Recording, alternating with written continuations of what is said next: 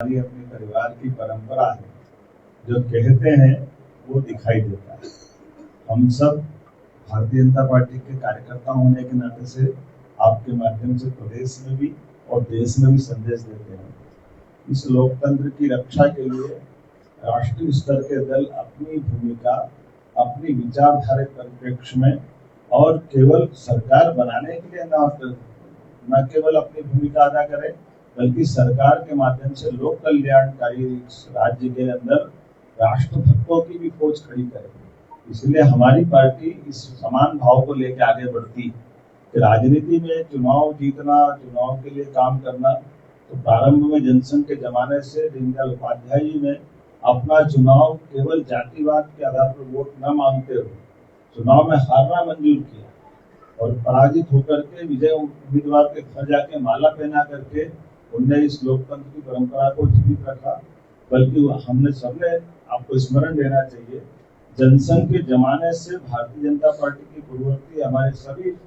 संगठनों के माध्यम से इस देश के लिए देश की धारा क्या होना चाहिए, देश के आगामी संकट क्या हो सकते हैं, चुनौती क्या हो सकती है, और देश में अगर नेतृत्व बन जाए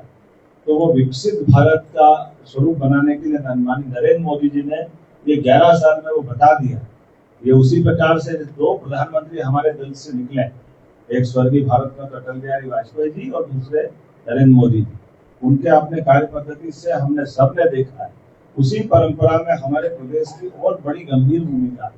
प्रदेश के अंदर आज हम अपने लगभग पूरे अंचल के अंदर जिस ताकत के साथ लगातार जीतते जा रहे हैं, ये जीत केवल विचार की जीत नहीं, ये राष्ट्रभक्तों के प्रति समर्थन की जीत।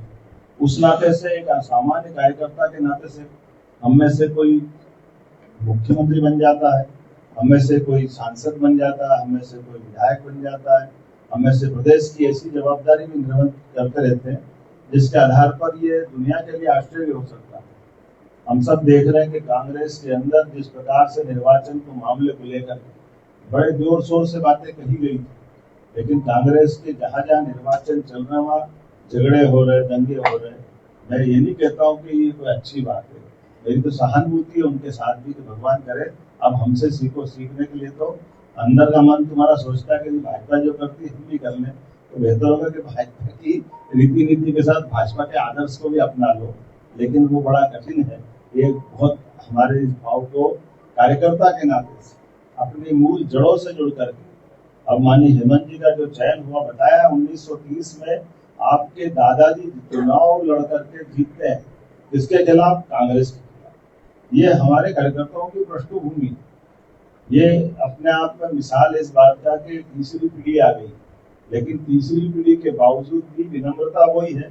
और अपने व्यापार व्यवसाय काम धंधे के साथ साथ एक आदर्श विधानसभा कैसे बनते हैं, एक आदर्श सांसद कैसे बनते हैं, हमारे दोनों निवृत्तमान अध्यक्ष जी से भी सीख सकते हैं, माननीय हेमंत जी से भी सीख सकते हैं। कोई भी चुनाव हो तो ऐसा लग रहा है कि ये चुनाव ही आखिरी, इतनी ताकत से लगने की हमारी माननीय वीडी शर्मा जी ने आदत डाली। ऐसी आदत माननीय हेमंत जी की है कि हम चुनाव तो जीत जाएंगे, लेकिन चुनाव केवल कांग्रेस को हराने के लिए नहीं जीत रहे।